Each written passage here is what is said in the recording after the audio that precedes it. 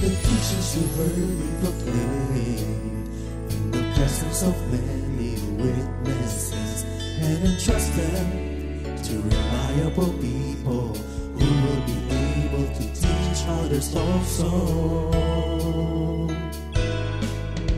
Take the teachings you heard me proclaim in the presence of many witnesses, and entrust them to reliable people who will be able to teach others also. Take the teachings you heard me proclaim in the presence of many witnesses, and entrust them to reliable people who will be able to teach others also. Take the teachings you heard me proclaim in the presence of many witnesses, and entrust them to reliable people who will be able to teach others also.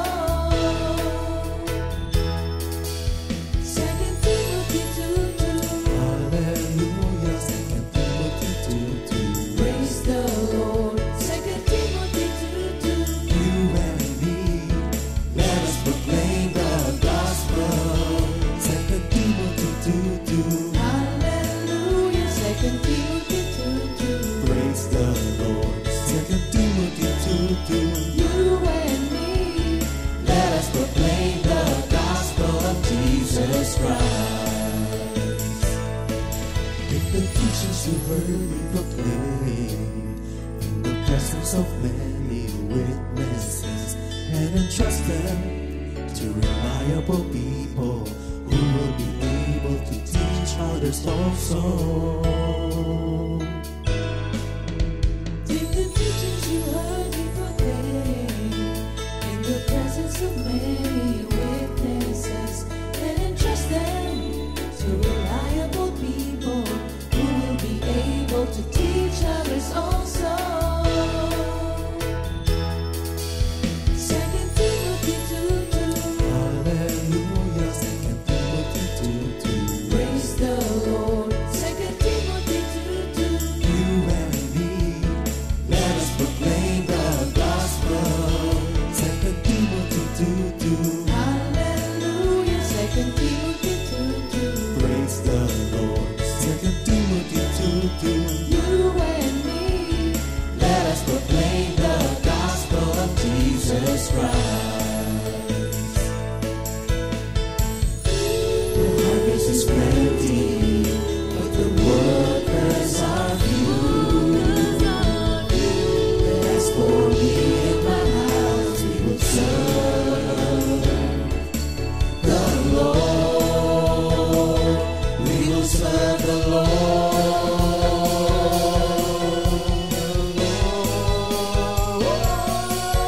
2 Timothy 2:2. Hallelujah. 2 Timothy 2:2. Praise the Lord. 2 Timothy 2:2. You and me, let us proclaim the gospel. 2 Timothy 2:2. Hallelujah. 2 Timothy 2:2. Praise the Lord. 2 Timothy 2:2. You and me, Let us proclaim the gospel of Jesus Christ. 2 Timothy 2:2. Hallelujah. 2 Timothy 2:2. Praise the Lord. 2 Timothy 2:2. You and me, let us proclaim the gospel. 2 Timothy 2:2. Hallelujah. 2 Timothy 2:2. Praise the Lord. 2 Timothy 2:2. You and me, let us proclaim with every stay the light in the goodness. Let us proclaim without dismay the light of the Lord for His goodness. Let us proclaim without dismay the light of the Lord for His goodness. And His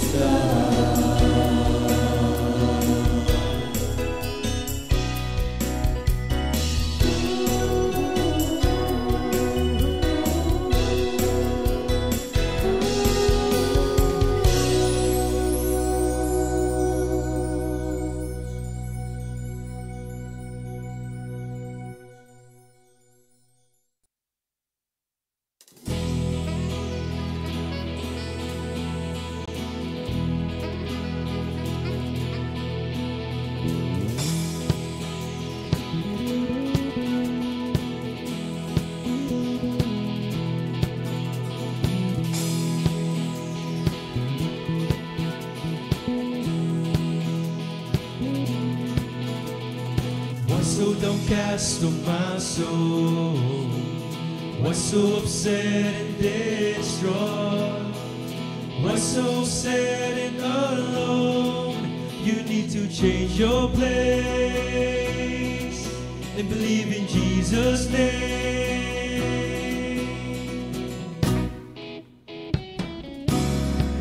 You've got to seek ye first the kingdom of God and His righteousness. Seek ye first the kingdom of God and His righteousness, and all these things shall be added unto you.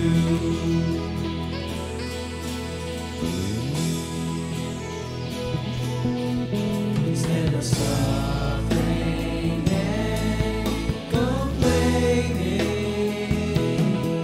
instead of worrying and frowning, why don't you just call on Him, seek His face, and you will reign with Him.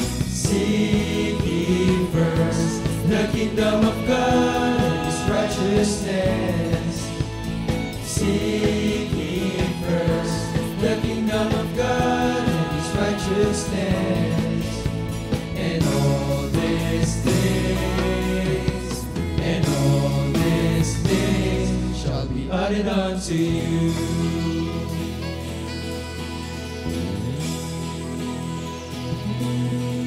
Instead of suffering and complaining,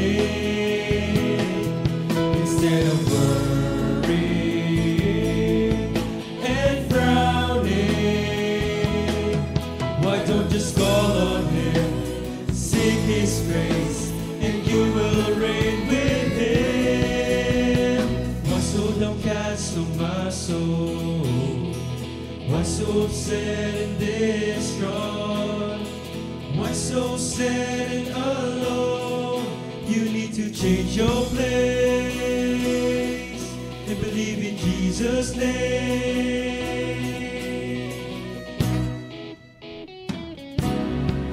You've got to seek ye first the kingdom of God and His righteousness.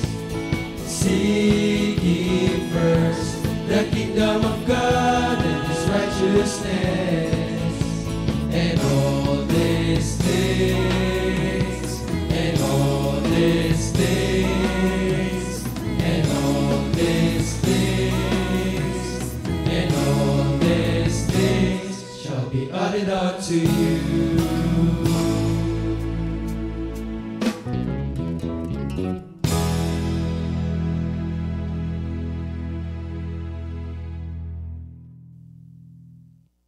Glory to God, purihin ng Panginoon. Magandang umaga po sa ating lahat, lalong-lalo na sa ating Panginoong Hesukristo. Good morning, Jesus! Yes, good morning, Jesus. Good morning, mga kapatid, sa umagang ito. Okay. At bago tayo magsimula, nais ko munang manalangin tayo, mga kapatid. We give glory and honor to our Lord Jesus Christ. He is the Alpha and the Omega, the beginning and the end. Lord, sa umagang ito, we give our entire being. Use us, Lord, and help us to be sensitive to your voice as you lead us. Lord, we submit our will, our mind, and our heart to you. Our desire is to give you glory and Yes, honor. And our desire is to worship you in every area of our life. So therefore, we ask the Holy Spirit to fill our hearts and mind with the truth of your word. In Jesus' name we pray. Amen. Para po sa ating memory verse of the week,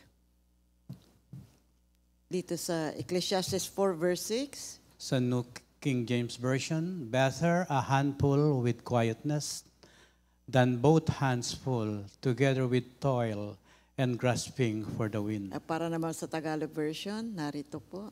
Ecclesiastes 4:6, mas mabuti pa ang isang dakot na katahimikan kaysa dalawang dakot na puno ng pagpapagod at pakikipaghabulan lamang sa hangin. Glory to God. Purihin ang banal na Panginoon sa isa na namang umagang ibinigay niya sa ating lahat upang tayo po ay mag-aaral ng kanyang mga banal na salita.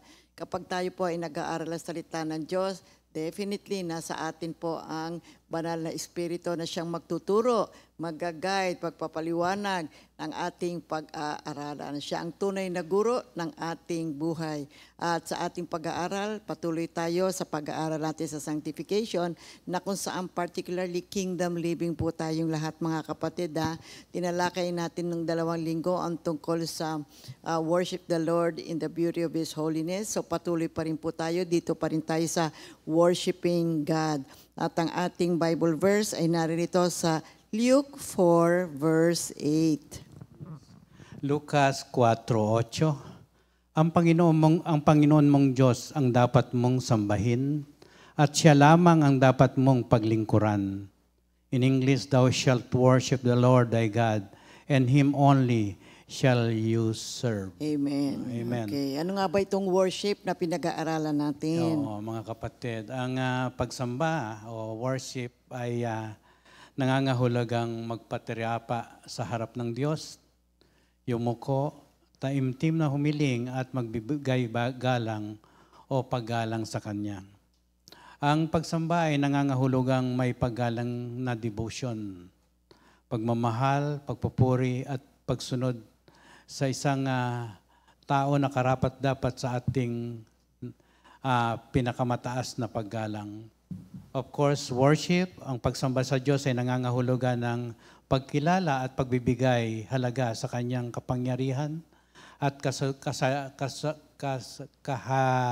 kahusayan na may pasasalamat, mga kapatid. Kasama sa pagsamba ang pag-unawa at pagkamangha sa kabanalan ng Diyos. At siyempre, naaalala natin kung gaano siya kadakila at tayo ay kumikilos na may paggalang sa Kanyang presensya. Ang ating pong pag-aaral dito na makukuha natin sa Holy Bible ay this is the written word of the true one God, mga kapatid, which reveals that all of creation has been called to worship Him. Amen. The angels sa Hebrews 1:6, the nations sa Psalms 86:9, the elements sa Psalms 96:11, and God's people sa Psalms 67 verse 3. Basahin ko po sa Tagalog ang mga talatang ito na binasa ko. Hebreo 1:6. At nang isusugo na ng Diyos ang kanyang panganay na anak, sa sanlibutan ay sinabi niya, dapat siyang sambahin ng lahat ng mga anghel ng Diyos. Amen. Sa awit 86, talata 9, ang lahat ng bansa na iyong nilalang, lalapit sa iyo at magbibigay galang. Sila'y magpupuri sa iyong pangalan. Sa awit 96, talata 11, lupa't langit ay magsaya, umugong ang kalaliman, lahat kayo na nilikhang nasa tubig ay magdiwang. At sa awit 67, talata 3, purihin ka nawa ng lahat ng tao, purihin kanila sa lahat ng dako. Mahalaga po ang pagsamba sa ating Panginoon pagkat siya lamang ang tangi, the only true God na ating dapat sambahin sa buhay natin. Ang worship is a lifestyle of honoring God in everything we do.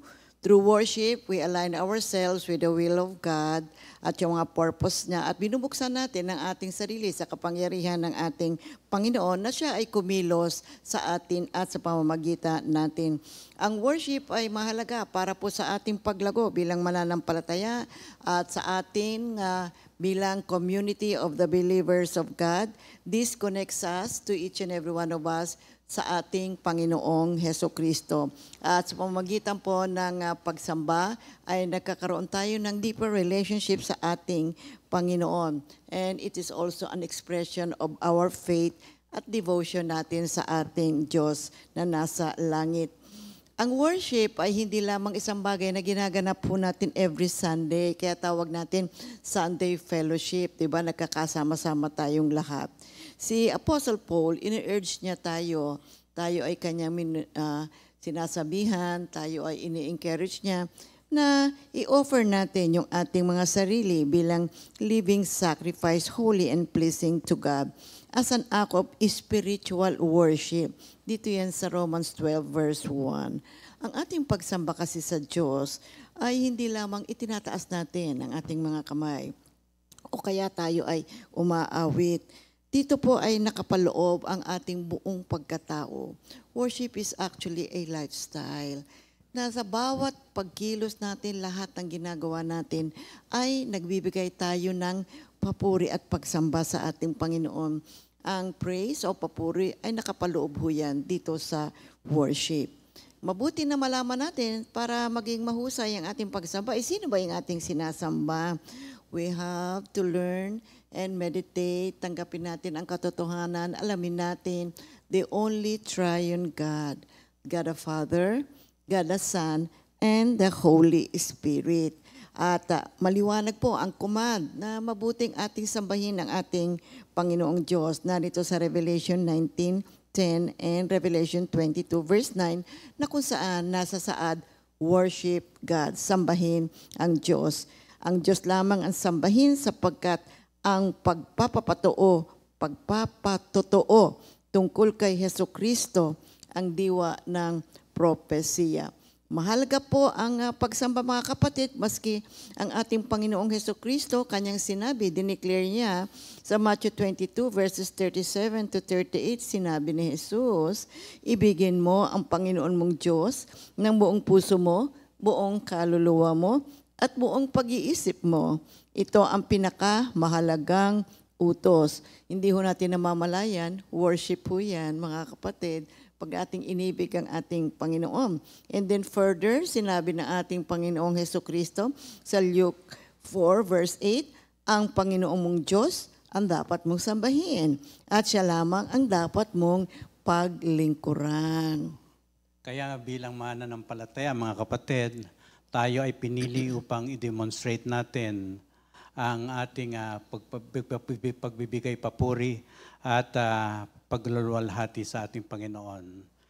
Demonstrate God's praise, glory, and grace. Dito sa Ephesians 1:4-6 sa Tagalog, bago pa likhain ang sanlibutan, ay pinili na niya tayo upang maging Kanya sa pamagitan ng ating pakikipag-isa kay Kristo at upang tayo maging banal at walang kapintasan sa harap niya. Dahil sa pag-ibig ng Diyos, pinili niya tayo upang maging anak niya sa pamamagitan ni Hesukristo ayon sa kanyang layunin at kalooban. Sa gayon ay purihin ang kaluwalhatian ng kanyang kagandahang loob na sagana niyang ibinigay sa atin sa pamamagitan ng kanyang minamahal na anak. How does worship fit in our relationship with God?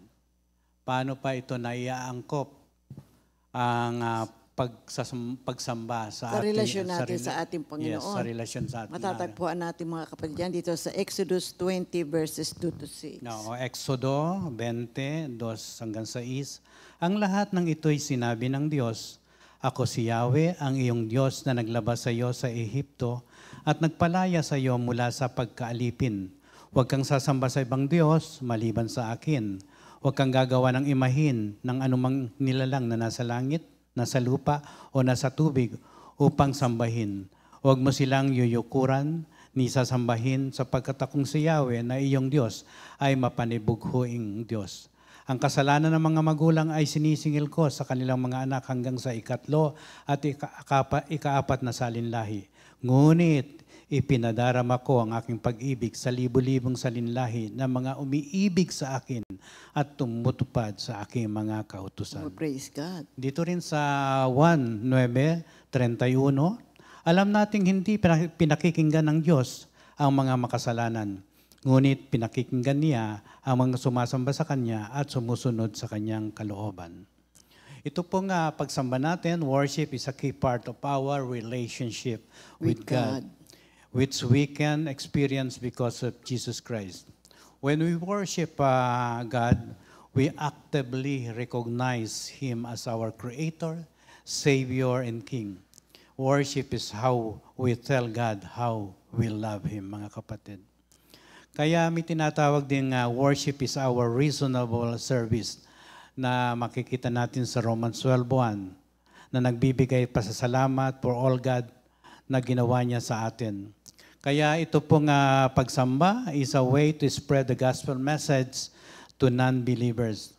When others see us worshiping God, they will realize that there is someone who is higher than us, who is omnipotent, omnipresent, and omniscient, who deserves our worship and may want to learn more about Him, mga kapatid. Ang pagsamba po, ang worship is our spiritual birthright. We are now a part of the royal priesthood. At ang nakapaloob dito ay ang lahat na born-again believers ng ating Panginoong Jesucristo. Kaya yung 1 Peter 2:9, Ngunit kayo ay isang lahing pinili, mga maharlikang pari, isang bansang hinirang, bayang pag-aari ng Diyos, pinili upang magpahayag ng mga kahanga-hangang ginawa niya.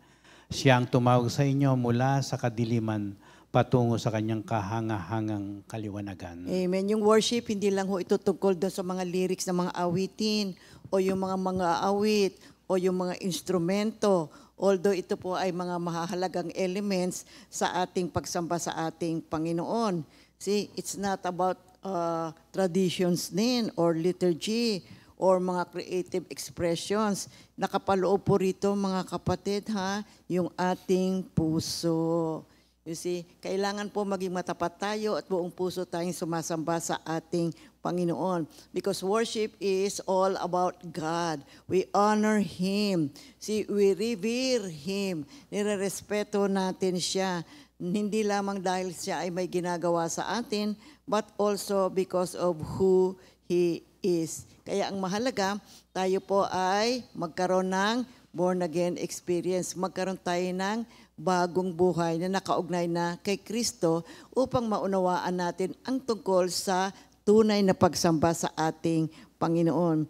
It requires na maunawaan po natin a very clear understanding of what worship is all about. Mahalaga po yan. Kaya salamat sa Diyos sa pagbibigay niya sa atin ng malayang oras upang ito po ay ating talakayin at makaalam pa tayo ng malalim pa at maramihan pa ng tungkol sa pagsamba sa ating Panginoon.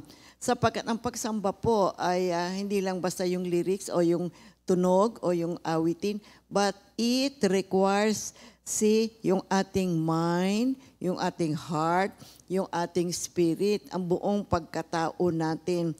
We need to understand the triune God para po maging maayos, maging tama at marapat ang ating pagsamba sa ating Panginoon. At yan naman ay malalaman natin sa pag-aaral ng salita ng Diyos. You see, ang isang tunay na worshiper, mga kapatid, really spends time with the Word of God.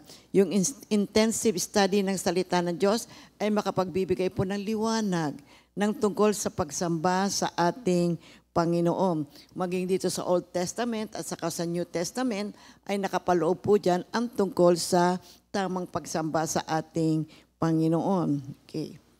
Kaya nga mga kapatid, ang pagsamba ay isang maunawaan natin that worship includes understanding of warfare. May kalaban po tayo sa ere.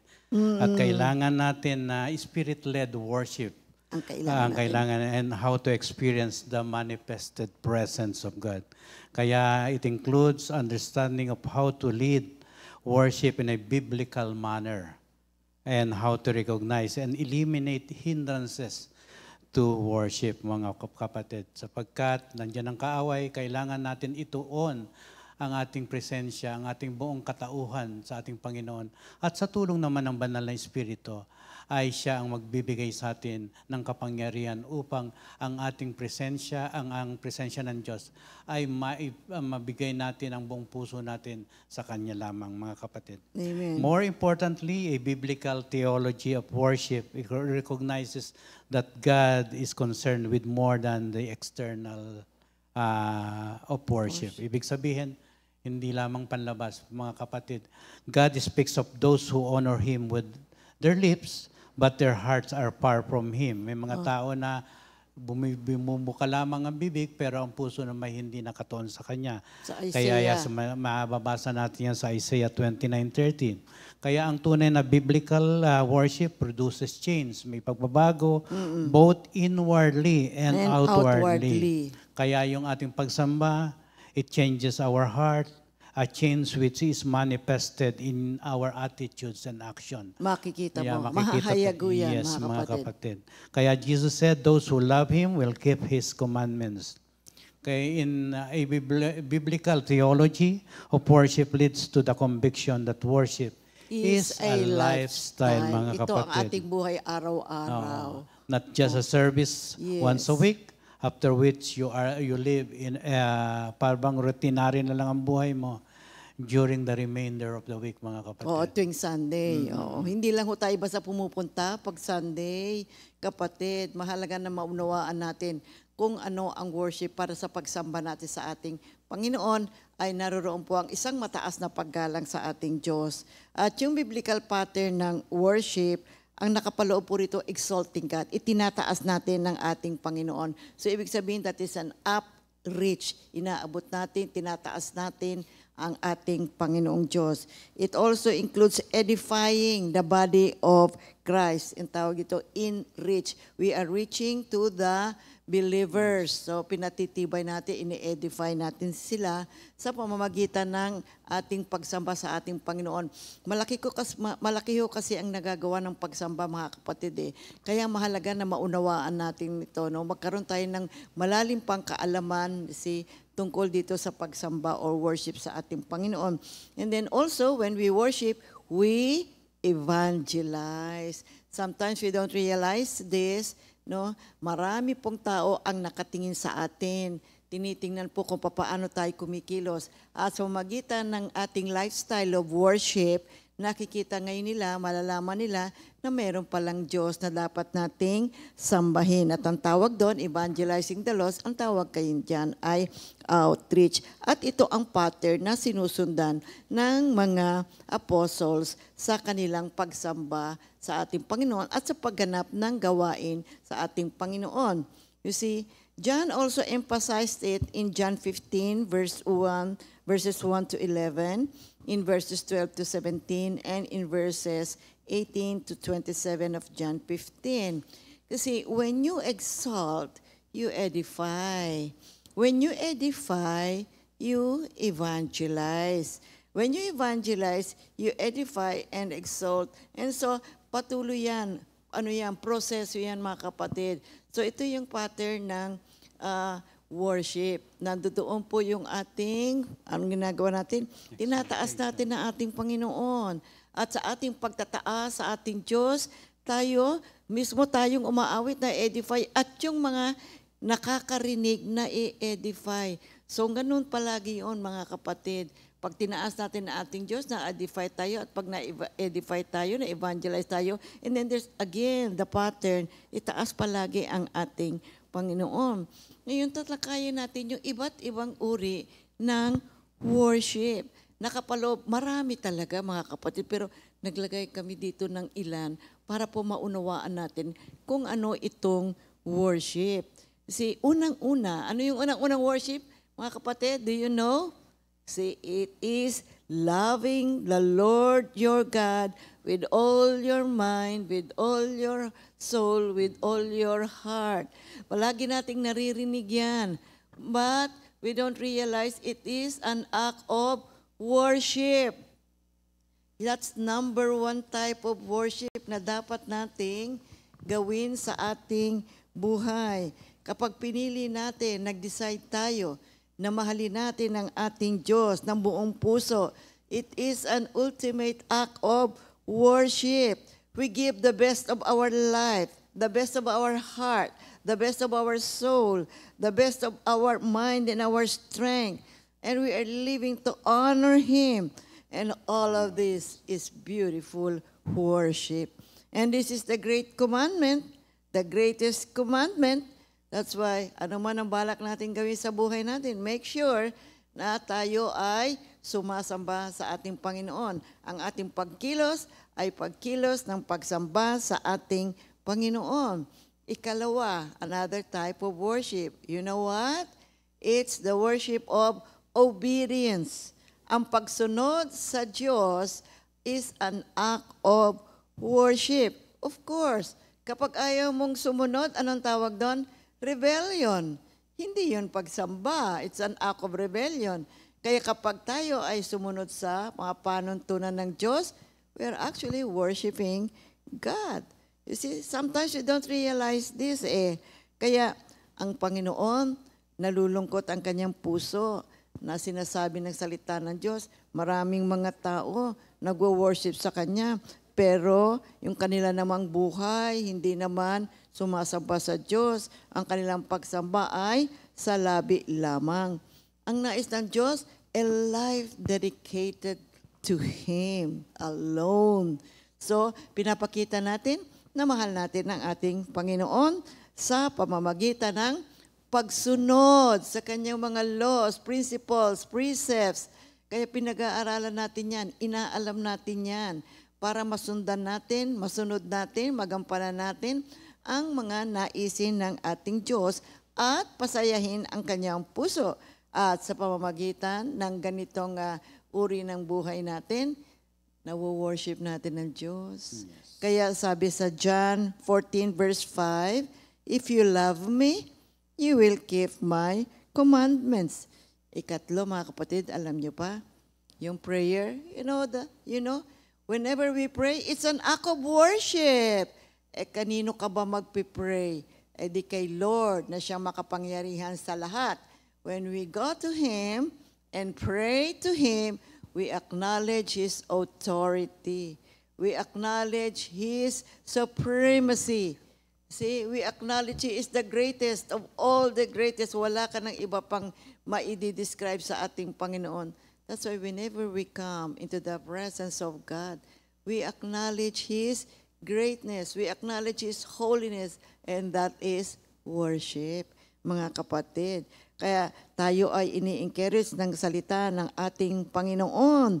You see, sa pagmamahal natin sa ating Diyos in body, soul, and spirit, dedicate also our lives in prayer.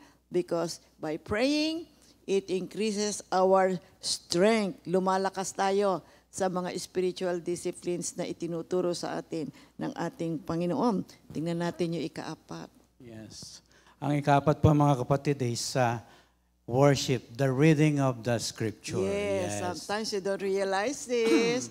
When we read the Word of God, we actually are worshiping God. Yes. Kasi pag binasa mo, no, nagmamanifest, na-internalize mo yung salita ng Panginoon. Yes. Ang because the Word of God is, ang kanyang salita is God Himself. Yes, really. Kaya nga itong pagbabasa ng kasulatan ay nagpapalago ng ating kaalaman, no, tungkol sa Diyos. At nagpapalakas ito ng ating paghanga sa Kanya. Tunay na ang ating Creator, talagang kamangha-mangha. Ang pag-aaral ng kasulatan ay pagmamahal at pagsamba sa Diyos gamit ang ating kaisipan na galing sa Kanya. At of course, pinakikita rin na ang pag-aaral ng kasulatan, ito'y pinakikita na ang puso ng Diyos ay ito. Kung paano ninanais ng Diyos na mamuhay ang Kanyang mga taong minamahal. Maaari tayong lumago ng buo sa pagsamba sa pamamagitan ng pagbabasa ng kanyang kasulatan at dito hinuhubog ang ating buhay kung ano ang nais ng Diyos sa atin. Bukod dito, maaari nating linisin ang ating buhay mula sa mga bagay na kinaiinisan ng Diyos. Yung ayaw ng ating Panginoon, Oo, that is not of the will of God. Yes, mga kapatid. Kasi marami ho tayong mga pagkilos na hindi natin namamalayan, ayaw ni Lord. Kaya nga naisulat niya ang kanyang mga banal na salita Para upang maging guide natin. guide natin. Ang ikalima po ay the worship of fellowship. Fellowship. Yan po yung ginaganap natin na tayong lahat ay nagkakatipon-tipon. Ano ang purpose? Oo. To worship God. Kaya pag tinanong mo, saan ka pupunta? Ay, sasamba ako sa ating Panginoon. Mag-a-attend ako ng fellowship. Yeah. Kaya nga mga kapatid, we are commanded na magsama-sama tayo. Yes. At itinataas natin ng buong karangalan ng ating Diyos na pinaglilingkuran. Of course, pinahahalagahan ng Diyos ng ating Panginoon pagkakaisa. Yes. Malinaw din niyang ipinaabot mula sa simula na hindi mabuti ang mag-isa. Naisulat kagad yan sa Genesis 2:18.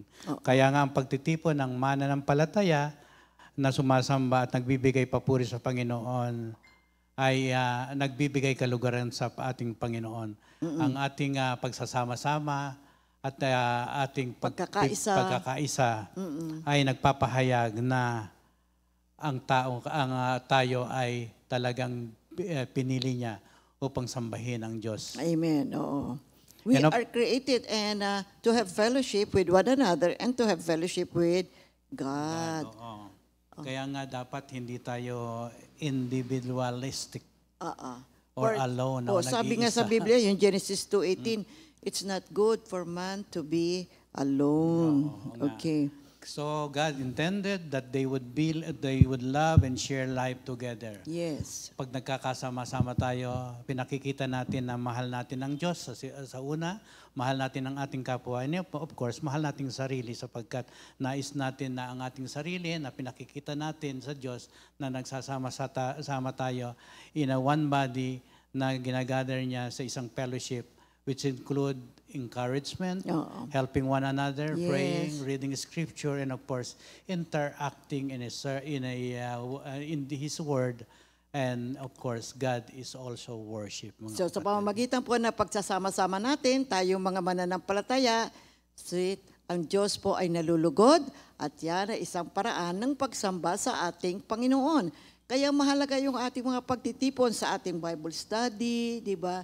Sa ating Sunday fellowship, at maging sa mga Bible study group sa mga bahay-bahay. At ngayon may mga online Bible study prayer meetings sa tayo mga kapatid. Basta't nagsama-sama ang mananampalataya, sometimes we don't realize it, we are actually worshiping God. You see, alam nyo ika-6, another form of worship, alam nyo kung ano? The worship of repentance. The worship of, ano ibig sabihin nun? Okay, ito po yung paghingi ng tawad sa ating mga kasalanan. Ang buhay na makasalanan ay hindi nagbibigay ng kaluguran sa Diyos. Lalong-lalo na, this is not a lifestyle of worship. Hindi ito pagsamba. This is an act of rebellion sa ating Panginoon.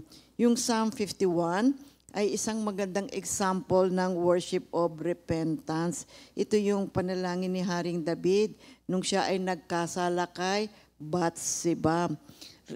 Repentance is a very important concept o mahalagang aralin, mahalagang pagtuturo, mahalagang karakteristik sa buhay ng mga tao.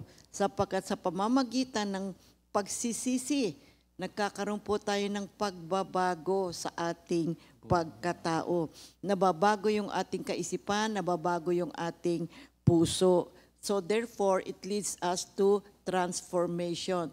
And thereby, kapag tayo po ay nagkaroon na ng pagbabago, what happens? Nakikilala natin ang Diyos sa malalim na paraan, then it leads us to worship. Kaya mahalaga ang repentance. Whenever we repent of our sins, it is actually an act of worship. We're going back to God. Bumabalik na tayo sa Diyos. Ayaw na natin a rebellious kind of living, but rather, we now desire to have a kind of life that is worshiping God in everything that we do.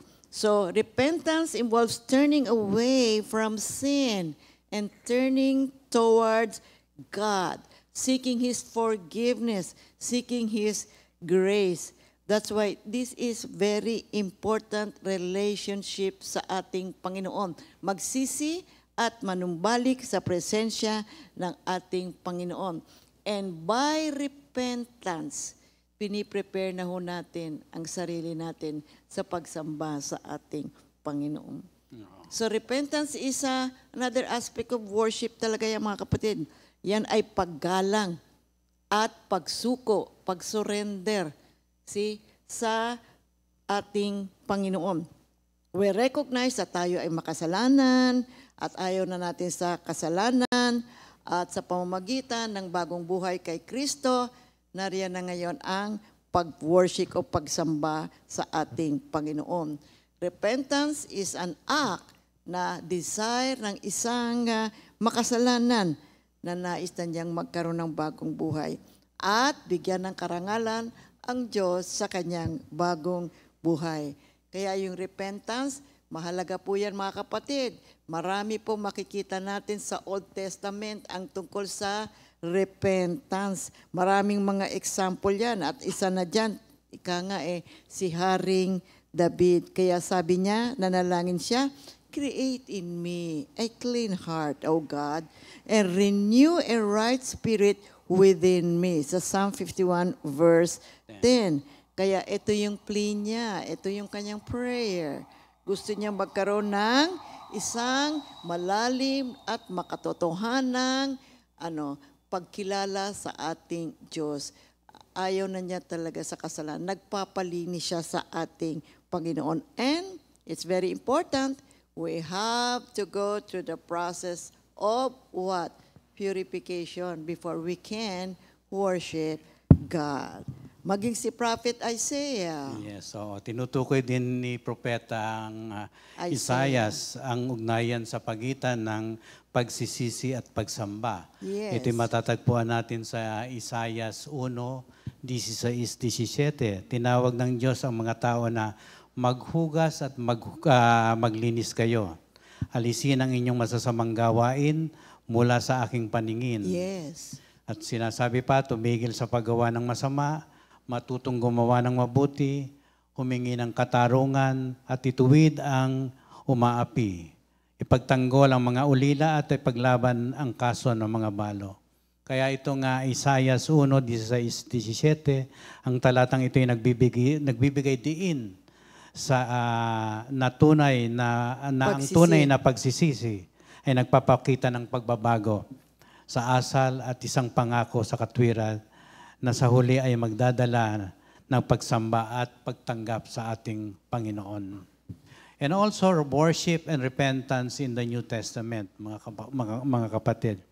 In the New Testament, the connection between repentance and worship is further emphasized ni Apostle Paul in his letter to the Romans, urging the believers to offer themselves or their bodies as a living sacrifice, a holy and pleasing God.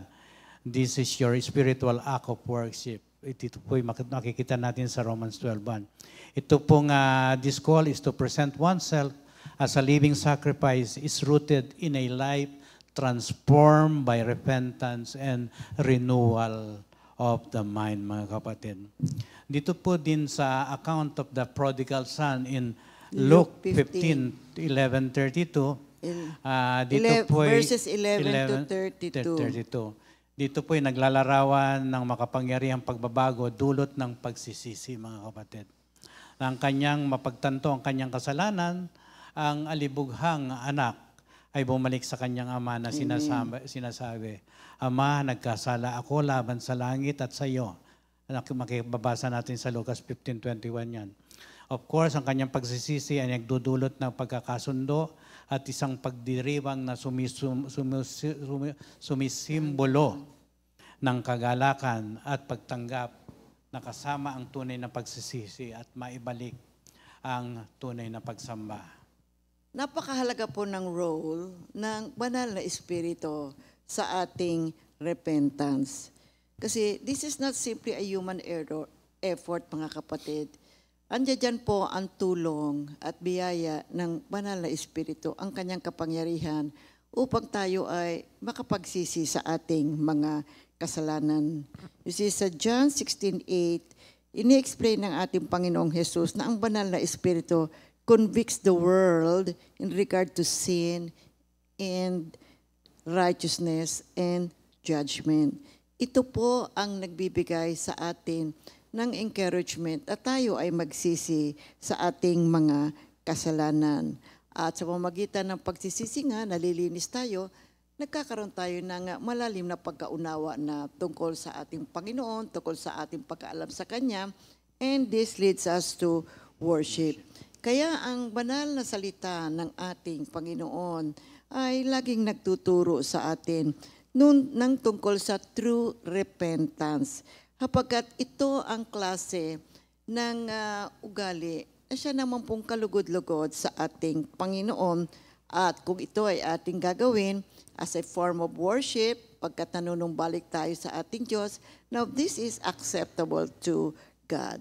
Ang ating buong pusong paghingi ng tawad sa ating kasalanan, tayo po ay nalilinis at nababago. And the Lord now allows us to be at His presence.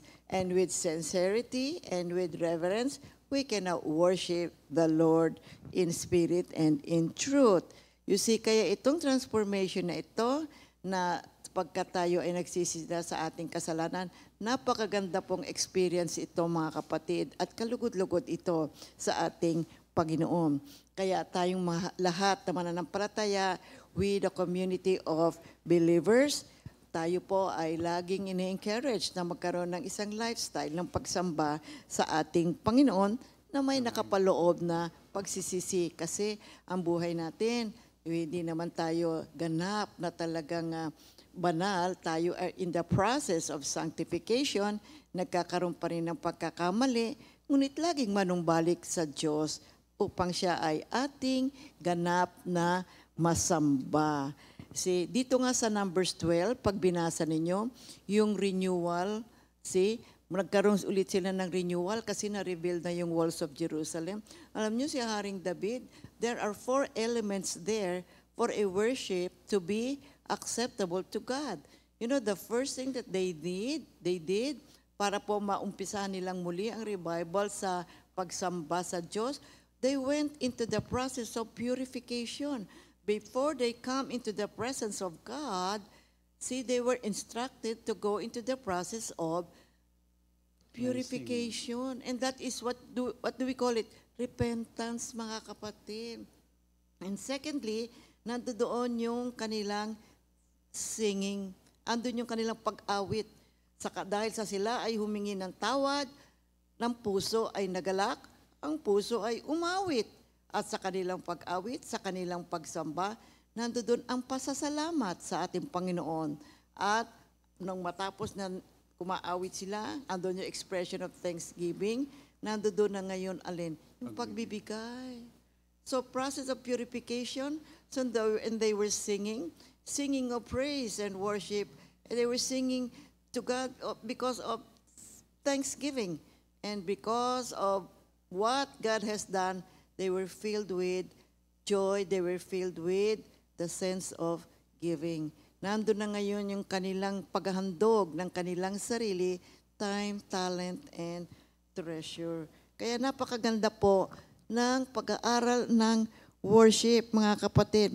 Yung ikapito, alam niyo po ba? Ako, isa pang maganda ito, the worship of acceptance. Ano nga bang tungkol dito? Ito naman yung buhay ni Job. Di ba alam natin lahat kung ano nangyari sa buhay ni Job? Di ba? Namatay ang kanyang mga anak, yung kanyang kayamanan, yung kanyang kalusugan. Ang hirap ng dinaanan ni Job. And yet, ano po ang kanyang ginawa? Despite of these negative situations na kanyang naranasan, he worshiped God. Kaya sabi nga nung asawa, ano ba lahat ng hindi maganda nangyari sa iyo? Sumasamba ka pa rin sa Diyos? Mga kapatid, may maganda tayong matututunan dito sa buhay ni Job. Dito sa Job 1:20-21, Tumayo si Job, pinunit ang kanyang damit at nag-ahit ng ulo. Pagkatapos nagpatira pa siya at sumamba sa Diyos. Ang sabi niya, hubad akong lumabas sa sinapupunan ng aking ina. Hubad din akong babalik sa lupa. Si Yahweh ang nagbigay, si Yahweh rin ang babawi. Purihin si Yahweh. Job said, naked came I out of my mother's womb, and naked shall I return. The Lord gave, and the Lord had taken away. Blessed be the name of the Lord. kasi ang Job, bakit ito tinawag na the worship of acceptance? Sino ang magkakaroon ng isang ugali na nawala ang lahat? Dumana sa isang napakabigat na sitwasyon sa buhay. Alam natin ang istorya ni Job, napakahirap. Pero narating niya yung level na kung saan natanggap niya ang plano ng Diyos sa buhay niya. Natanggap niya kung ano yung naganap sa buhay niya. At dahil dito, siya ay nagpuri sa Diyos. Siya ay sumamba sa Diyos. You see, kaya ito tinawag na the worship of acceptance. Kapag ang tao ay dumadanas, kung minsan totoo ito, mahirap. We tend to complain. We tend to become negative. May mga situations na talagang kapag ka mahirap, mababawasan yung faith mo. At kung minsan nawawala pa, and then you make tampo to God. You make galit to God. Why me, God? Diba? Bakit inalaw mo ito, Lord?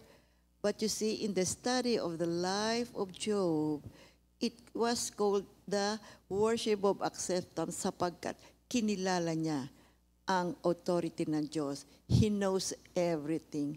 Alam ng Diyos ang lahat ng nagaganap sa buhay nating lahat.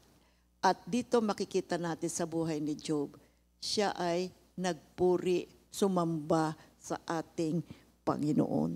Kaya ito tinawag na the worship of acceptance. Yung kanyang kalakasan ng loob niya, na sumamba pa rin sa Diyos sa gitna ng kanyang paghihirap, is a very good example of resilience and spiritual maturity. Itinuturo sa atin ng naganap sa buhay ni Job na ang pananampalataya is not just rejoicing when the times are good, when we are in the state of abundance. Pero dito tinuturuan tayo na sa panahon na mayroon tayong mga negative situations, we can always find hope and we can still be gratitude to God in times of struggles and adversity. Kaya ang buhay ni Job, mayroon tayong matututunan sa gitna ng kahirapan, sa gitna ng mahihirap na sitwasyon sa buhay.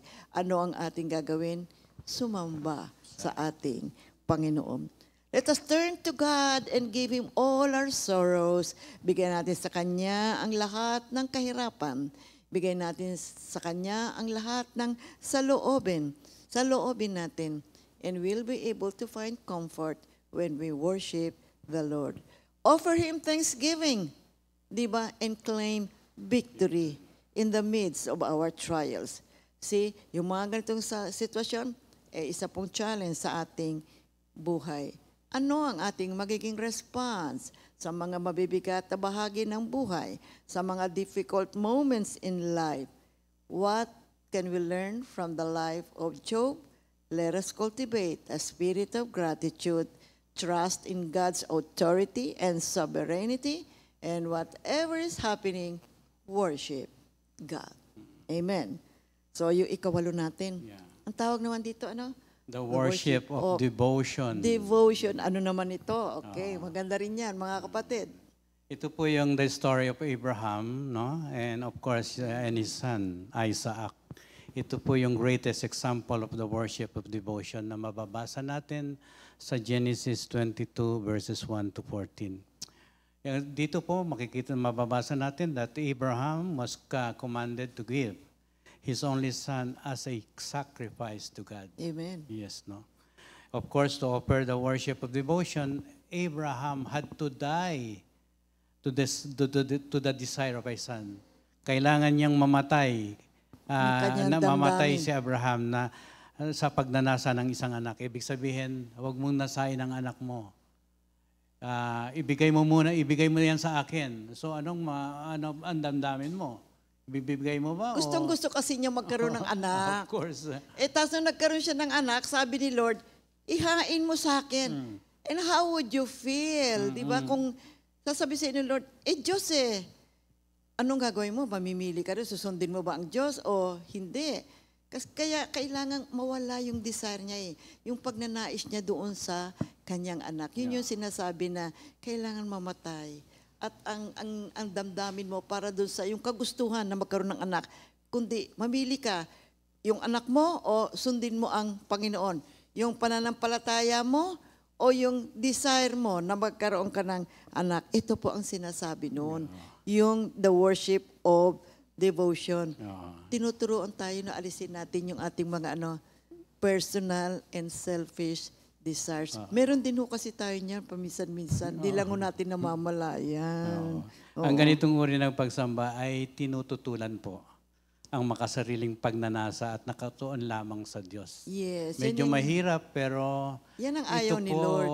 pag sinabi ng Diyos kailangan palang sundin mo. Yes, ayaw kasi ni Lord yung ating mga personal thinking, yung ating mga sariling kaisipan, yung mga pansarili nating hindi naman naayon sa kagustuhan ng Diyos. Kailangan po mawala ito, mga kapatid. Kaya nga kapag ito'y bigyan mo ng kahalagahan, ang the worship of devotion ay nagdadala ng kaluwalhatian sa Diyos. Ibig sabihin, nasunod mo ang kanyang gusto, maski mahirap sa iyong damdamin. And of course, binibigyan niya ng valor at honor ng ating Panginoon. At sa huli, makita naman natin na iligtas ang kanyang anak at naluwalhati ang Diyos sa pamagitan ng paghahandog ng isang sakripisyong kapalit, mga kapatid. You see, the worship of devotion is very, very important po sa ating pag-aaral ng pagsamba sa ating Panginoon because it signifies the offering of one's life. Inaalay ang buhay as an act of worship. You see, kaya itong Genesis 22 ay napakaganda pong aralin tungkol sa true worship. May mga ingredients doon sa buhay ni Abraham na mapag-aaralan natin na tungkol sa true worship. So unang-una, si Revelation, nangusap ang Diyos sa Genesis 22 verses 1 to 2. Sinabihan niya si Abraham. Sabi niya, Abraham, ialay mo yung anak mong si Isaac. Abraham was tested here. See, tinawag siya ng ating Panginoon. So, take your son, your only son, si Isaac, whom you love, and go to the region of Moriah. Sacrifice him as a burnt offering on one of the mountains I will tell you about. So, unang-una, there was a revelation. So, pangalawa, see, preparation. So, ang ginawa ngayon ni Abraham, early morning, sa verse 3, Abraham got up at prepare niya yung kanyang donkey. Kasama niya, dinala niya yung kanyang 2 servants at yung kanyang anak na si Isaac. When he had cut enough wood for the burnt offering, lumakad siya. He set out for the place na kung saan itinuro ng ating Panginoon. You know, this we can learn na once nalaman natin kung sino ang ating Diyos at siya ay nangungusap sa atin, let us make preparations to worship Him. Ang gagawin ni Abraham ay pagsamba sa ating Diyos. Siya ay maghahandog sa ating Panginoon at sinabi ng Diyos kung ano ang nais niya na ihandog ni Abraham. So nag-prepare siya at lumakad siya. So ganun din tayo. Mga kapatid, you know, sometimes we just don't realize this pero mahalaga to. Every Sunday we come all together para po tayo magsama-sama for our Sunday fellowship, for our prayer meetings, Bible study groups natin, mga kapatid. We need to prepare. Don't just come there sa place, pagkatapos sasamba, kakanta, tas uuwi. Let's prepare our lives. Manalangin tayo, go through the process of repentance, at maging maayos po ang ating pagpunta para pagpunta natin doon, nandoon yung true worship natin. At makatutulong ito ng mabuti para po sa ating paglago bilang isang mga mananampalataya. So, nag-prepare na si Abraham, kasama yung kanyang dalawang servants, lumakad na sila. At ikatlo, yung procedure was separation. See, on the third day, nakalagay diyan. Kaya nga, unang-una, revelation, pangalawa, preparation. Ang may pangatlo po ay separation. What does it mean, no?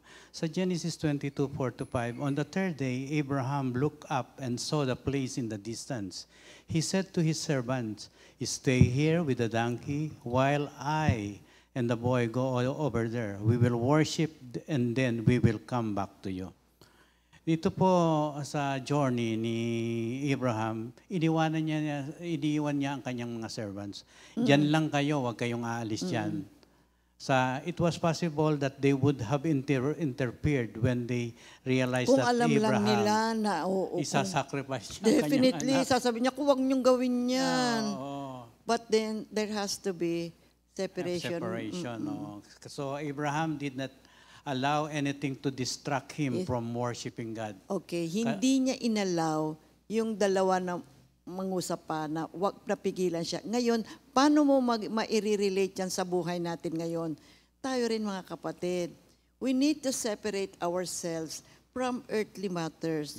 Anything that will hinder us from worshiping God, we have to separate ourselves. Yes, Kasi kaya kinuha niya lang, dinala niya lang yung kanyang anak.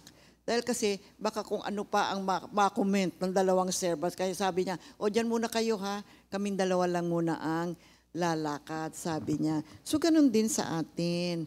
Ang tinuturo sa atin dito is, anything that is not of God, when we come into the presence of God, iwan natin. Let us come to God with a pure intention of worshiping Him. Kaya nung ika-4 na proseso nito, yung proclamation, Sa Genesis verses 6-8, mga kapatid, Abraham took the wood for the burnt offering and placed it on his son Isaac. And he himself carried the fire and the knife. As the two of them went on together, Isaac spoke up and said to his father Abraham, "Father." "Yes, my son," Abraham replied.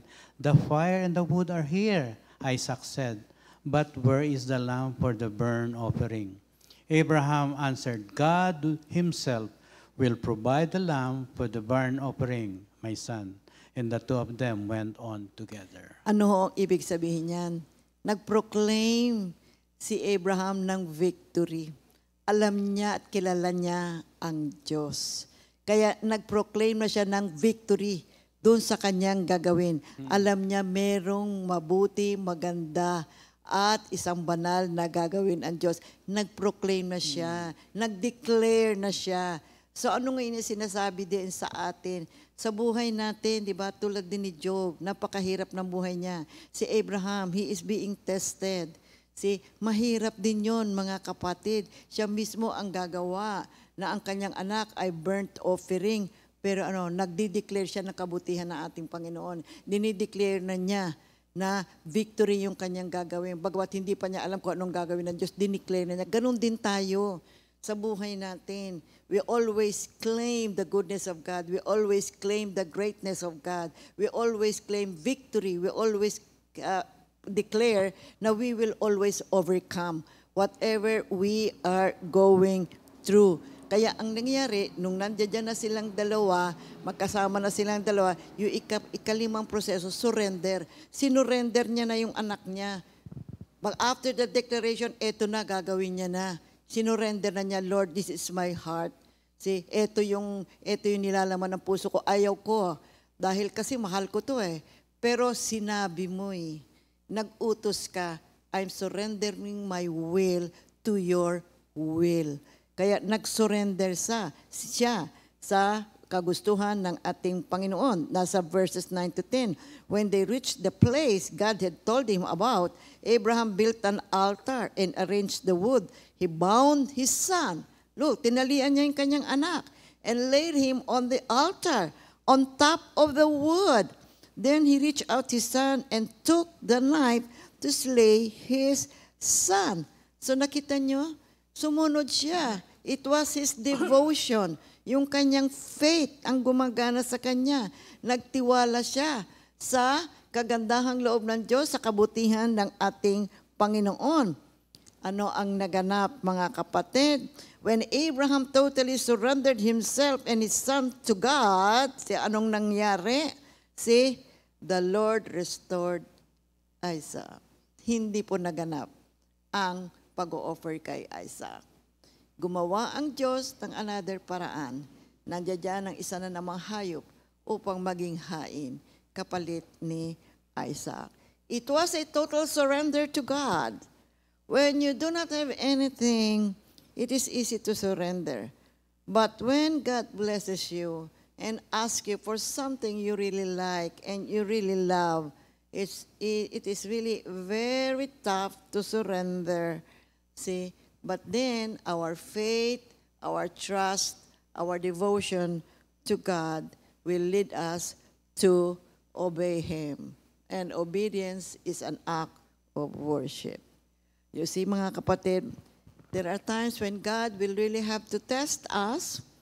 We have good jobs, we have nice life, maayos ang buhay, but there are times when God will have to allow some kind of testings and trials in our lives. But then what are we going to do? Trust and obey God and worship Him in our actions. The result ng kanyang true worship, na-restore si Isaac. And he was given back to Abraham. Yes. Napakaganda. So true worship produces restoration of one's life. Maaring may mga pamamaraan ang kaaway upang guluhin po ang ating buhay, ngunit nariyan po ang ating Panginoon. If we worship Him, He will even double the blessing na igagawad po niya sa ating buhay. Alam niyo, ikasya, meron pa po tayong isa, the worship of commitment. Ano tong worship of commitment? Nandirito po yan sa 2 Chronicles 15, verses 10 up to 15, na kung saan yung Israel ay gumawa ng pakikipagtipan sa ating Panginoon. Sila ay nag-offer ng mga sacrifices at sila ay gumawa ng covenant sa ating Panginoon, and they were praying to God and they were seeking God with all their heart and with all their soul. And they were shouting to God, using trumpets and musical instruments in their worship. So here we see the worship, the power of the covenant in worship. Ito mga kapatid. Kaya sa 2 Chronicles 15 verse 12, the people entered into a covenant with God. And so they were very joyful sa kanilang pagsamba sa ating Panginoon. 2 Corinthians 15 verse 15. All Judah rejoiced over the oath, for they had sworn it wholeheartedly. They sought God eagerly, and He was found by them. Okay. Ibig sabihin, so the Lord gave them rest on every side. Kaya po, ang worship is not just a duty, it is a source of joy and fulfillment when done with sincerity and enthusiasm, mga kapatid. Nag-worship po sila, mga kapatid. Napakagandang ginawa nilang ito. At isa pa, the blessing of obedience. Kasi mahalaga po itong pagsunod sa ating Panginoon eh. Kaya hanapin natin ang ating Diyos. Kapag meron po siyang mga inuutos sa atin, alamin natin, unawain natin, at sundin natin. See, it is a worship of obedience. Mahalaga po yan, mga kapatid. Makikita natin, we will always be restored kapag tayo po ay sumasamba sa ating Panginoon. Yung ikasampu, alam niyo po kung ano? The worship of warfare. Aba, anong ibig sabihin nito? Worship in warfare refers to the role that worship plays in our spiritual battles, serving as a means to invoke God's presence, you see, and power against spiritual adversaries. Marami pong mga situation na negative na kung minsan di natin namamalayan, pagkilos ng kaawayan. What do we have to do in times of spiritual battles? Ito na ngayon, worship. That's why this is called the worship in warfare. We have to understand worship in spiritual warfare. Mahalaga po ito, kapatid, sapagkat kumisan hindi natin makayanan ang mga pagkilos at mga ginagawa ng kaaway sa atin. That's why we have to worship the Lord as a lifestyle. Minsan di natin namamalayan kasi talaga, no? You know you are under attack. Totoo yan, hindi mo namamalayan kung minsan akala mo tama ka pa rin. Ginigiit mo pa rin, tama ka, mga kaisipan mo, mga pagkilos mo. But you don't realize this. You are being attacked by the enemy. So worship, ang sabi, is a lifestyle. We worship God in everything that we do. Ano man ang ginagawa natin, gawin natin yan bilang pagsamba sa ating Panginoon. Meron tayong example dito, si Jehoshaphat. May mga battles siya dito sa 2 Chronicles 20 verses 1 up to 30. When King Jehoshaphat faced a vast army, he sought the Lord and appointed singers to praise God. God. Nakita nyo? Meron siyang mga choir. As they sang, the Lord set ambushes against the enemy, leading to their defeat. This illustrates how worship can lead to divine intervention in battles. The fall of Jericho. Yes, alam natin yan, mga kapatid. God instructed Joshua to have the Israelites march around Jericho while praising Him. On the seventh day, their shouts caused the walls to collapse, demonstrating the power of worship in achieving victory. You know, there is power of worship in warfare, my dear people of God. Kasi yung worship, it shifts the focus from human effort to divine intervention. Nakikita mo, mahirap ang sitwasyon, but if you worship God, no, sinasabi mo sa Diyos, Lord, it's no longer my effort, it's not longer ang kakayanan ko, ikaw na, take over. See, yung authority mo, Lord, ang mag-take over. So what does it mean? It is an act of faith. It is an act of worship that invites God's presence, and we align our hearts sa purposes ng ating Panginoon. Lord, ito po ang sitwasyon. Narito po ako. Nag-a-align po ako yung aking will sa inyong karunungan, sa inyong kaalaman, sa inyong kapangyarihan. Lord, I worship you with all my heart, with all my soul. With all my soul, makikita mo, kapatid, ang Diyos ay kikilos. You see?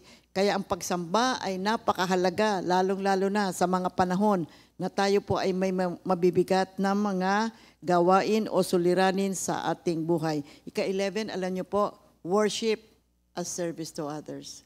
You love the Lord with all your heart, with all your mind, with all your soul, with all your strength. And what does it say? The second part, love your neighbor as you love yourself. That's why whenever we love other people, whenever we serve other people, it is an act of worship, mga kapatid. It's an act of service. Mahalaga po yan. When we show service to God, we show service to other people, we are also worshiping God.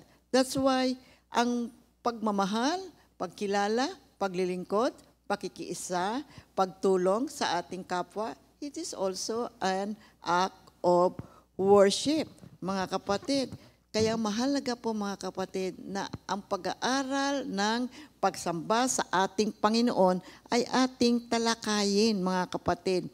We can always worship God when we do something good to others. You see, maski nga hindi na yan mananampalataya at nakikita mo may pangangailangan ng ibang tao, sinasamba natin ng ating Diyos sa pamamagitan ng ating pagtulong, sa ating pagmamahal sa ating kapwa. At maging dito sa New Testament, marami po tayong makikita, mga kapatid, na kung saan kumilos ang Panginoon sa buhay ng maraming mananampalataya sa pamamagitan ng kanilang pagtulong sa mga ibang tao. You see, when we implement worship in our daily living, And as we say worship as a lifestyle, remember that our hearts is very important part. There are different expressions of worship. We will study that by next week, you see.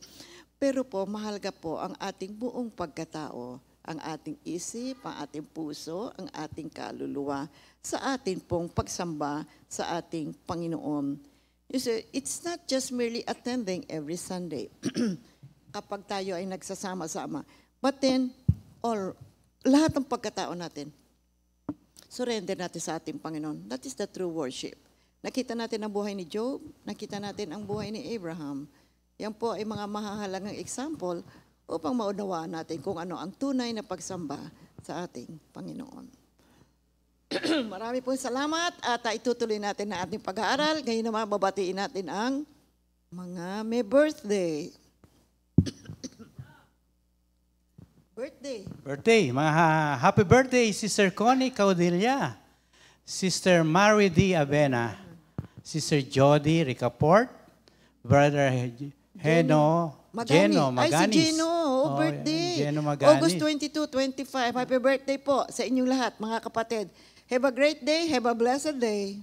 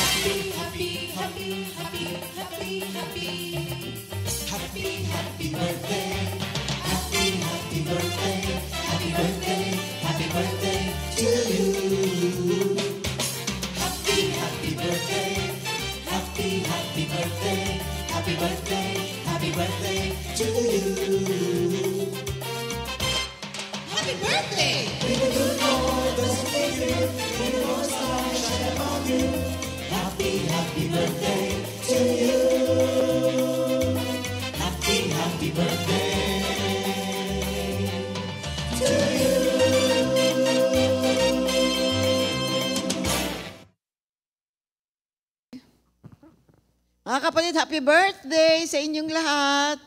Purihin ng Diyos. Okay, meron tayong announcement para sa ating family affair, November 29 and 30. Gaganapin natin sa Hotel Supreme Mall and Events Center. Okay. Kindly visit our Facebook page for updated announcements. Now, regarding the details and payments for the celebration, okay, as of today, meron ng 180 members natin na may payment na. Ay, glory to God. You see, sa room, single room is one person. Well, if you want to be alone in one room, it's 4,200. Yeah, kung dalawa naman kayo sa isang room, it's 3,800 per head. That's why you have to multiply that by 2. Sa triple room, 3,000 per head, so you have to multiply that by 3. 3,500 per head, multiply mo yan by 3. Kayong tatlo magbabayad sa isang room. At sa quadruple room, 4 na tao, 2,900 per head. Again, times mo yan, 4. Yun po ang cost ng isang room. Purihin ng Diyos. Glory to God, ha?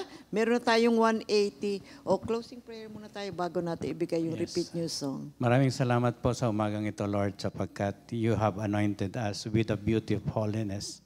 Salamat po, Lord, sa banal na Espiritu na muli sumama sa amin upang makonekta namin ang pag-aaral na ito sa isang tunay na pagsamba sa iyo na may puso na nagbibigay luwalhati, pagpapakumbaba, pagsisisi, because we know that if we repent, we purify ourselves and rid of the sins na nasa amin and draw closer to you. Kaya muli, Lord, nagpapasalamat kami sa umagang ito at muli binibigay namin ang pinakamataas na paborito pagsama sa iyo sa umagang ito. In Jesus' name we pray. Amen. We have a repeat new song of the week, Ikaw ang Diyos, composed by Minister Ed Galletes.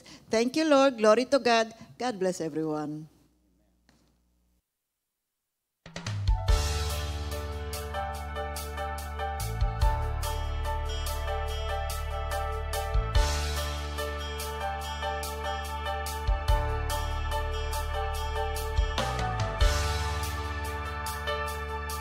Ikaw ang Diyos, karapat-dapat kang papurihan. Ikaw ang Diyos, karapat-dapat kang pasalamatan.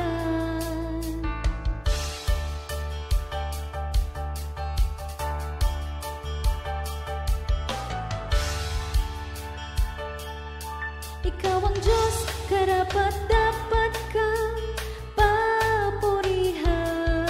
Ikaw ang Diyos, karapat-dapat kang pasalamatan.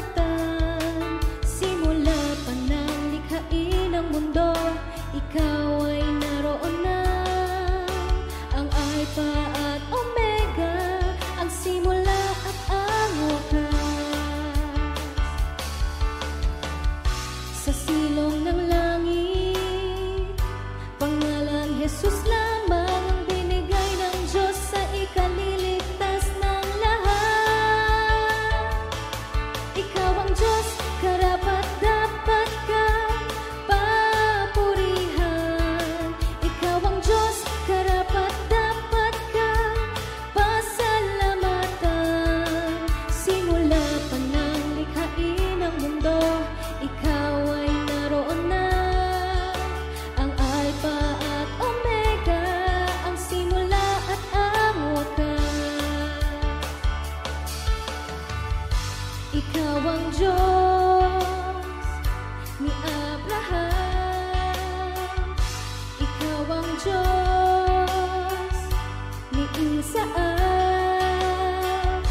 Ikaw ang Diyos ni Jacob, at ikaw ang Diyos naming lahat.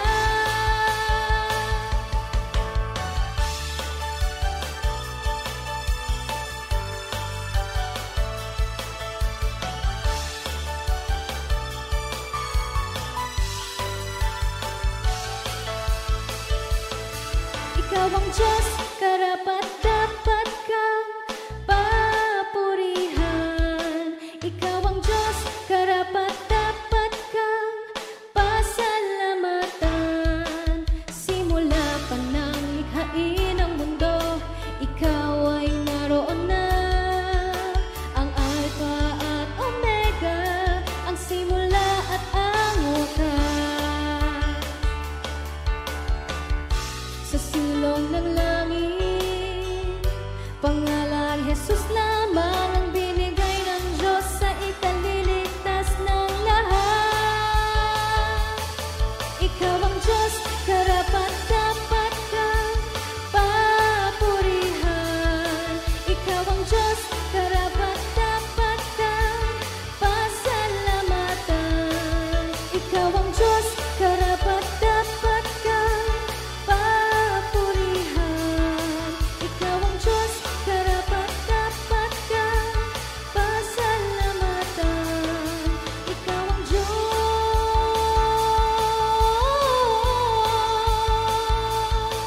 Ikaw ang Diyos.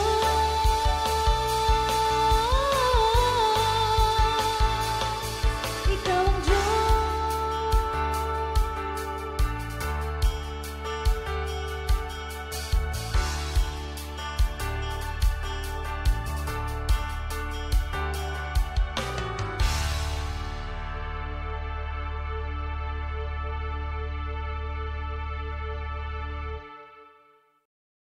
Second Timothy 2